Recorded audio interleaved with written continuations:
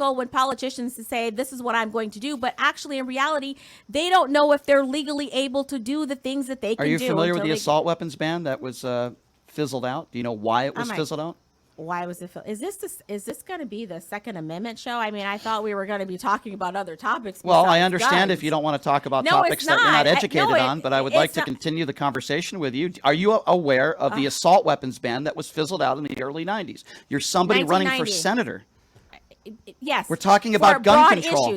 You don't think gun control is a broad issue? I'm not talking about gun control. You're talking about gun control. Well, yeah, because it's a broad issue. I'm talking about violence against women. I'm talking about the fentanyl and drug problem in America. You don't think there's gun violence against women? That's what I'm talking about. But for some reason, this panel seems to be obsessed with guns. So first of all, this isn't a panel. It's a radio show. Well, you Second of all, like a my sister just died of a fentanyl overdose. So please don't lecture me on fentanyl. I'm happy to have that conversation with you. I just lost my 37-year-old sister. I know. Trust me, I know a little bit more about that issue than you do. That's number two. Well, first of all, you're judging. You don't know my personal issue with fentanyl. You just said you want to talk about broad issues.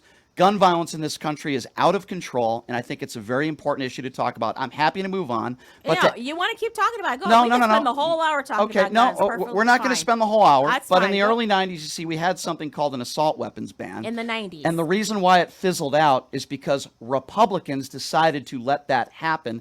Gun violence was much lower, and then it rose because the assault weapons ban was let through because of Republicans. So I know that's not something you want to talk about. I'm not talking to you as a Republican. I'm talking to you as a woman. I'm talking to you as a mother. I'm talking to you as an American. Mm-hmm. I'm not going to restrict someone's constitutional right because people are afraid of guns, period. Stop